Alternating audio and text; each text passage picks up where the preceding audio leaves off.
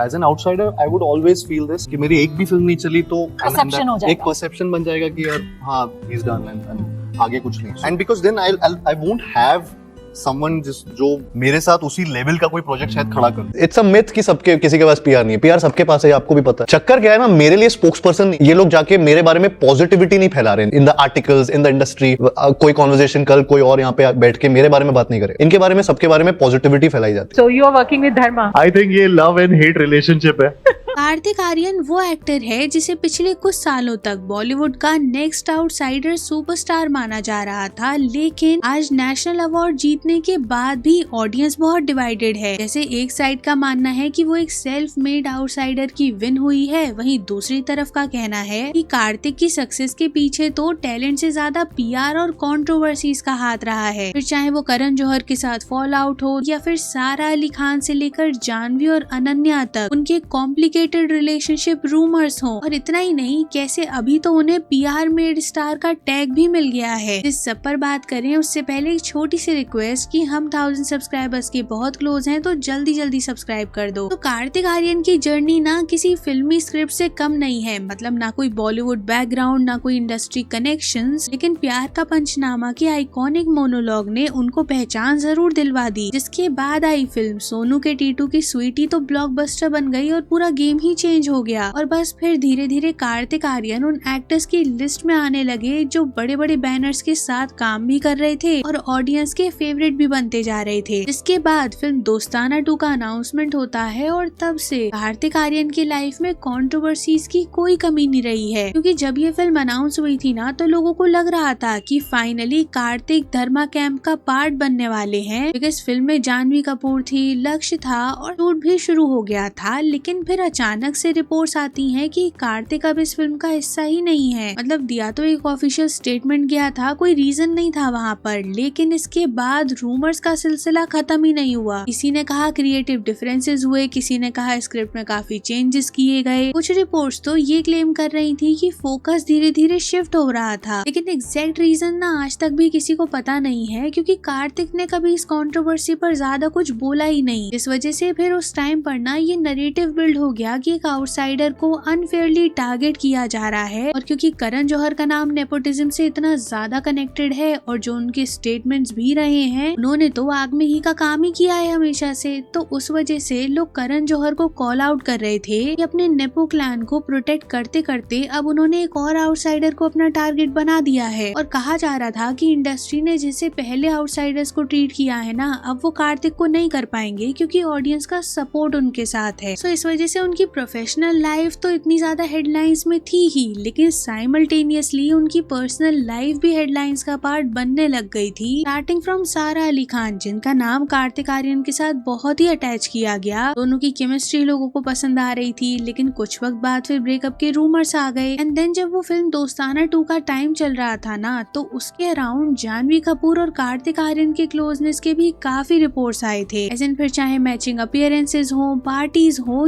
या फिर टैटूज ही क्यों ना हो, काफी सारी इंटरनेट थ्योरीज बनी थी. लेकिन फिर अचानक से जानवी और कार्तिक आर्यन एक दूसरे को अनफॉलो कर देते हैं और दोनों के ब्रेकअप के रूमर्स भी आने शुरू हो जाते हैं. वाइल रिपोर्ट्स तो उस टाइम पर ये तक क्लेम करने लग गई थी कि दोनों का फॉल आउट ही रीजन है दोस्ताना 2 फिल्म की पूरी कंट्रोवर्सी का. पर तब तक भी ना कुछ भी ऐसा कंफर्म नहीं था. लेकिन फिर आता है कॉफी विद करण का वो एपिसोड जहाँ सारा अली खान और जानवी कपूर साथ में दिखे थे और वहीं उनकी एक कॉन्वर्सेशन, कुछ जोक्स ने सोशल मीडिया पर एक नए ही नैरेटिव को क्रिएट कर दिया था, जहां लोग कार्तिक आर्यन को प्ले बॉय बोलना शुरू कर चुके थे. मतलब एग्जैक्टली वैसी ही सिचुएशन थी जो वो सोनम कपूर और दीपिका पादुकोण के वेरी फेमस कॉफी विद करण के बाद रणबीर कपूर की इमेज की बन गई थी. इसके बाद से हालांकि एक नैरेटिव ये भी बन गया था कि पूरा का पूरा ये इनसाइडर नेपो ग्रुप अभी कार्तिक आर्यन के पीछे पड़ चुका है कि कैसे भी उनको एक कॉर्नर कर दिया जाए और जो ऑडियंस के साथ उनका कनेक्ट है ना, वो भी खत्म खत्म कराया जा सके। बट होता ना इसका बिल्कुल ऑपोजिट ही है। मतलब कंट्रोवर्सी जितनी बढ़ रही थी, कार्तिक की पॉपुलैरिटी भी उतनी ही बढ़ रही थी। लेकिन फिर कुछ टाइम बाद कार्तिक आर्यन के अराउंड एक और टॉपिक को काफी बार हाईलाइट किया जाने लगा, और वो ये था कि कार्तिक आर्यन तो सोली अपने पीआर की वजह से ही इतने बड़े सुपरस्टार बन पाए हैं। मतलब बॉलीवुड में पीआर होता है, हर एक एक्टर अपने लिए पीआर करवाता है, कभी कभी अपने कंपेटिटर्स के टुवर्ड्स नेगेटिव पीआर भी करवाया जाता है। ये सारी ही बातें आजकल काफी ज्यादा नोन है। एंड इनफैक्ट ये कहना बिल्कुल गलत नहीं होगा कि जब भी पीआर वाला वर्ड आता है ना, तो हमेशा एक नेगेटिव ही इमेज क्रिएट होती है। बट कार्तिक आर्यन के केस में ना ये सिचुएशन भी डिफरेंट है। मतलब उनके पीआर को लेकर दो रिएक्शंस आते हैं। मतलब सबसे पहले तो एक साइड ये मानती है कि बॉलीवुड जैसी इंडस्ट्री में जब कार्तिक आर्यन ने डेब्यू किया था और जैसे वो सरवाइव कर पाए हैं, उसका सबसे बड़ा ऑप्शन पीआर ही था। क्योंकि स्टार किड्स जब लॉन्च हो रहे थे, उनको इतनी अटेंशन मिल रही थी और कार्तिक आर्यन को साइडलाइन किया जा रहा था। मतलब आप सोचो, करण जौहर के बैनर ने उन्हें साइलेंट बॉयकॉट कर दिया था। तो इस सब के बीच में से डील करना और अच्छे प्रोजेक्ट्स को चूज करना, अपनी इमेज अच्छे बनाए रखने के लिए अगर उन्होंने पीआर का यूज किया है तो वो उनको बेनिफिट कर रहा है। सो जिस वजह से सपोर्टर्स का मानना है कि अगर कार्तिक ने कभी अपनी इमेज बनाए रखने के लिए, अपने आप को प्रूव करने के लिए अपने पीआर का यूज किया भी है, तो उसमें कोई गलत बात नहीं है। और देखो ऑनेस्टली आउटसाइडर्स के लिए सिचुएशन थोड़ी टफ भी होती है। मतलब अगर कोई नेपो किड है तो वो लॉन्च भी नहीं होता, उससे पहले ही उसकी इतनी स्पॉटिंग्स हो जाती हैं, इतना पीआर हो जाता है उसके अराउंड कि वो काफी नोन हो जाता है। बट अगर आप इस चीज को एक आउटसाइडर से कंपेयर करोगे तो ना तो वो इतना पीआर में इन्वेस्ट कर पाते हैं और ना ही उनको इतने रेपिटेटिव प्रोजेक्ट्स मिलते हैं खुद को प्रूव करने के लिए। तो जिस वजह से लोग ना अभी कार्तिक के ये पीआर वाली चीज को एक स्मार्ट मूव ही बताते हैं। वाइल देखो अनदर साइड का मानना है कि कार्तिक की अभी की कुछ मूवीज को देखा जाए तो वो बस नॉस्टैल्जिया पर ही वेट कर रहे हैं। मतलब अक्षय कुमार की कुछ पॉपुलर पुरानी मूवीज का रीमेक कर रहे हैं वो, जिस वजह से उनको बहुत आसानी से वो पॉपुलैरिटी मिल जा रही है और इस चीज को वो अपने पीआर के थ्रू इस तरीके से प्रेजेंट कर रहे हैं जिससे पब्लिक का सेंटिमेंट कितना ज्यादा उनसे अटैच्ड है। एंड इसी वजह से ना कुछ लोगों का मानना है कि उनकी ये जो ओवररेटेड एक्टिंग है वो विद टाइम ना हर किसी के सामने आ चुकी है। तो अभी जैसे उनका पीआर उनको इतना ज्यादा हाइप करने की कोशिश करता है, वो काफी ज्यादा ही और दिखने लग गया है। क्योंकि इतनी बातें तो उनकी फिल्मों की नहीं होती हैं जितनी उनके अराउंड चल रही चीजों को लेकर होती हैं। बिकॉज एक वक्त पर कार्तिक का ग्राफ वाकई बहुत अच्छा जा रहा था। Back to back successful films, outsider narrative, public support, सब कुछ उनके फेवर में जाता दिख रहा था। लेकिन अगर आप पिछले कुछ सालों की बात करो ना, तो कार्तिक को लेकर ऑडियंस का पर्सपेक्टिव थोड़ा सा शिफ्ट तो हुआ ही है। क्योंकि कुछ लोगों को तो लगता है कि उनकी रीसेंट फिल्में एक्सपेक्टेड इम्पैक्ट को क्रिएट नहीं कर पाई हैं। करण जौहर के साथ जो उनका दोबारा कोलैबोरेशन भी हुआ था, उसने उतना ज्यादा बज़ नहीं क्रिएट किया जितना उस चीज को हाइप किया जा रहा था। बिकॉज जब उनकी फिल्म आई थी वो टमाटर विद अनन्या पांडे, तो कहीं भी ऐसा देखकर नहीं लगा था कि हाँ वो बज़ वाकई बॉक्स ऑफिस नंबर्स में कन्वर्ट हुआ है। एंड आफ्टर दैट जो एक और बहुत बड़ा डिजास्टर हाल ही में हुआ था, जहाँ पर उन्होंने एक इंस्टाग्राम स्टोरी लगा दी थी और फिर वो एक टीनेज गर्ल की स्टोरी से मैच हो गई थी और उसके बाद वो पूरा जो बवाल क्रिएट हो गया था, उसने तो बहुत ही ज्यादा टार्निश की थी कार्तिक की इमेज। एंड आई गेस यही वजह है कि अभी जब कार्तिक को नेशनल अवार्ड मिला भी ना, तो कुछ लोग तो उनकी जर्नी को लेकर उनको प्रेस कर रहे थे, वाइल कुछ लोग पॉइंट आउट कर रहे थे कि कार्तिक आर्यन ने सही टाइम पर सही अपॉर्चुनिटी को यूज करके अपनी सही इमेज बना ली और शायद यही वजह है कि वो इतना लंबा सरवाइव कर भी पा रहे हैं। अब बाकी तो इस पर अपना ओपिनियन कमेंट बॉक्स में जरूर बताना and don't forget to like and share the video, subscribe to the channel and thanks for watching.